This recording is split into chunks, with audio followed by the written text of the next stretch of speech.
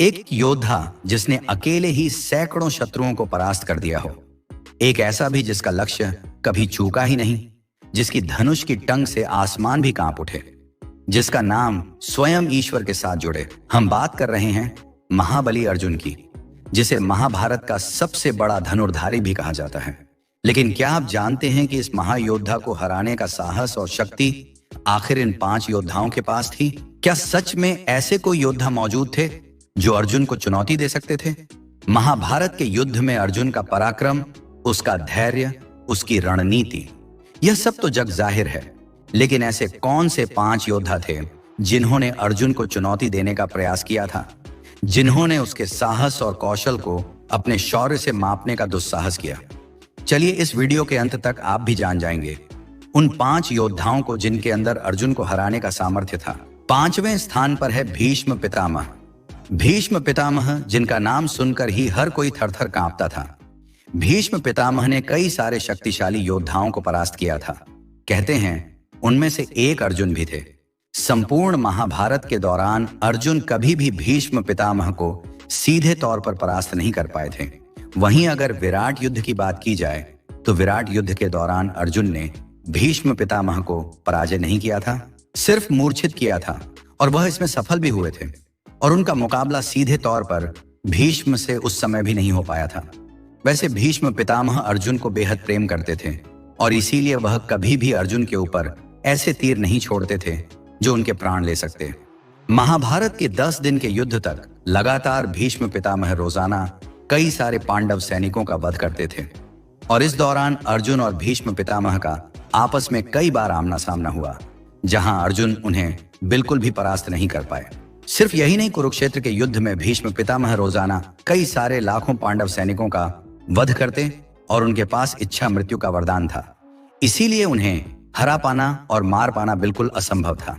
यह बात खुद भगवान श्री कृष्ण भी जानते थे। इसीलिए भगवान श्री कृष्ण ने इसके लिए एक युक्ति सोची।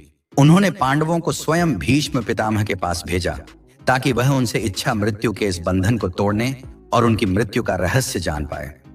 तब भीष्म पितामह खुद जानते थे कि वह अधर्म की तरफ है।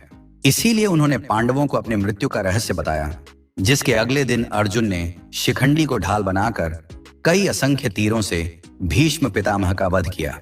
लेकिन दोस्तों, कभी भी सीधे तौर पर अर्जुन भीष्म पितामह का मुकाबला भी नहीं कर पाया था, ना ही कभी उन्हें हरा पाया था। चौथे नंबर पर है द्रोणाचार्य, जो खुद अर्जुन के गुरु कहे जाते हैं, जिन्होंने ही अर्जुन को धनुर्विद्या का ज्ञान दिया। देखा जाए तो गुरु द्रोणाचार्य को उन सभी अस्त्रों का ज्ञान था जिन सभी अस्त्रों का ज्ञान अर्जुन को था। महाभारत में द्रोणाचार्य अपनी पूरी क्षमता के साथ नहीं लड़े।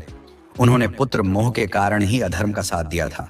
वो जानते थे कि अर्जुन धर्म के साथ है, इसीलिए कभी भी उन्होंने उसे मारने की कोशिश नहीं की। कहते हैं जब निर्मम तरीके से कौरवों ने चक्रव्यूह के अंदर अभिमन्यु का वध किया, तब उसके आक्रोश में अर्जुन ने अगले दिन जयदर्शनी की प्रतिज्ञा ली, और जयदत्त को बचाने के लिए द्रोणाचार्य स्वयं वहां पर मौजूद थे। युद्ध के आरंभ होते ही अर्जुन का आमना सामना द्रोणाचार्य से हुआ। उस वक्त काफी देर हो चुकी थी। दोनों का द्वंद्व बहुत देर से चल रहा था, जिसका कोई निष्कर्ष ही नहीं निकल रहा था। यह देखकर भगवान श्री कृष्ण ने अर्जुन से कहा कि वह आचार्य द्रोण से आगे जाने की आज्ञा मांगे और यह युद्ध बंद कर दे। अर्जुन ने बिल्कुल ऐसा ही किया, और एक शिष्य होने के नाते उन्होंने अपने गुरु से आगे जाने की आज्ञा मांगी। तब आचार्य द्रोण उसे मना न कर सके और उसे आगे बढ़ने की आज्ञा दे दी। यदि आचार्य द्रोण सचमुच चाहते तो उस दिन जयद्रथ जिंदा बच जाता और अपनी प्रतिज्ञावश अर्जुन को आत्मदाह लेना पड़ता, और द्रोणाचार्य ऐसा नहीं चाहते थे। इसीलिए उन्होंने अर्जुन को आगे जाने दिया। देखा जाए तो आचार्य द्रोण में भी अर्जुन को हराने का सामर्थ्य था, क्योंकि वह स्वयं उनके गुरुदेव थे। तीसरे नंबर पर मौजूद है भगत प्रयाग ज्योतिषपुर के राजा भगत थे, जिन्होंने महाभारत में कौरवों का साथ दिया। उनके दोनों बेटों को ही स्वयं महाभारत में नकुल और सहदेव ने और साथ ही अर्जुन ने मार गिराया था। इससे भगदत्त अर्जुन पर बहुत गुस्सा हुए और उनके साथ युद्ध करने के लिए निकल पड़े। कहते हैं दोनों के बीच बहुत ही भीषण युद्ध चला था। कहते हैं वह पूरी तरह से अर्जुन पर हावी थे। अर्जुन के बेवश पड़ते ही भगवान श्री कृष्ण ने ही उन्हें बचाया था। कहते हैं जब भक्त पूरी तरह से अर्जुन के साथ युद्ध कर रहा था तो अचानक ही अर्जुन के कई सारे असंख्य बाणों से भगत घायल हो गया और उसके पास जब कोई चारा नहीं बचा तब उसने आक्रोश में आकर वैष्णवास्त्र अर्जुन के ऊपर छोड़ दिया। भगत का छोड़ा हुआ यह दिव्यास्त्र सबका विनाश करने वाला था। तब भगवान श्री कृष्ण ने स्वयं इस अस्त्र को अपनी छाती पर ले लिया और इस तरह से अर्जुन बच गए। लेकिन उसके बाद अर्जुन ने भगदत्त का वध कर दिया। देखा जाए तो भगदत्त और अर्जुन दोनों ही महान योद्धा थे। दोनों का आमना सामना जब हुआ तो कोई भी किसी को हराने में सक्षम नहीं था।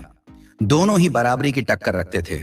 वहीं दूसरे नंबर पर हैं अर्जुन के पुत्र प्रभु वाहन कहते हैं। जब अर्जुन वनवास काल में गए थे तब वह मणिपुर पहुंचे, जहां पर उनका विवाह चित्रांगदा के साथ हुआ था और उन्हें एक प्रभु वाहन नामक पुत्र की प्राप्ति हुई थी। कहते हैं जब पांडव महाभारत का युद्ध जीत गए थे तब उसके बाद युधिष्ठिर को चक्रवर्ती सम्राट बनाने के लिए उन्होंने एक अश्वमध्य किया, जहां पर उसका घोड़ा जाते जाते मणि जा पहुंचा और उस समय बभु वाहन वहां के राजा थे। अश्वमेघ के घोड़े के साथ अर्जुन थे। ऐसे में बभु वाहन और अर्जुन के बीच एक युद्ध हुआ। कहते हैं बभु वाहन ने अर्जुन का वध कर दिया, जिसके बाद नाग कन्या उल्पी ने स्वयं मणि की सहायता से अर्जुन को पुनर्जीवित किया था। इस विषय पर हम पहले भी एक वीडियो बना चुके हैं, आपको लिंक डिस्क्रिप्शन में और साथ ही आई कार्ड में अवश्य दिख जाएगा। वहीं पहले नंबर पर कोई और नहीं बल्कि पवन पुत्र हनुमान है। जी हाँ, पवन पुत्र हनुमान से कभी भी अर्जुन नहीं जीत सकते थे। इस विषय पर हमें एक पौराणिक कथा भी मिलती है। कहते हैं महाभारत युद्ध खत्म होने के बाद अर्जुन को अपनी धनुर्विद्या और अपने बाणों पर बेहद घमंड हो गया था और भगवान श्री कृष्ण को यह बात पता थी, इसीलिए उन्होंने हनुमान जी को भेजा। अर्जुन के उस घमंड को चकनाचूर करने के लिए अब अर्जुन और हनुमान जी के बीच में वार्तालाप चल रही थी, जहां पर अर्जुन ने कहा कि आपने रामायण काल में भगवान श्री राम ने स्वयं की सहायता से पुल क्यों नहीं बनाया? उन्होंने पत्थर का सहारा क्यों लिया? और ऐसे में अर्जुन अपनी बढ़ाई करने लगे। तब हनुमान जी ने कहा कि अगर वह अपने बाणों से एक पुल का निर्माण कर देंगे और अगर मैं उस पर चल पाया, वो पुल मेरा भार उठा पाया, तो मैं मान लूंगा कि अर्जुन भगवान श्री राम से भी बड़े धनुधारी थे। अब ऐसे में अर्जुन ने कई असंख्य तीरों के सहायता से एक पुल का निर्माण किया, लेकिन हनुमान जी ने जैसे ही उस पर एक पांव रखा वह पुल ढह गया। ऐसे करते करते 3-4 बार अर्जुन ने कई सारे पुलों का निर्माण किया, लेकिन वह हनुमान जी का भार नहीं उठा पाए। इससे अर्जुन का घमंड झूठ चूर हो गया। तो दोस्तों, यही थे वो 5 योद्धा जो सीधे तौर पर अर्जुन को हरा सकते थे और इनमें से कुछ योद्धाओं ने तो हराया भी था।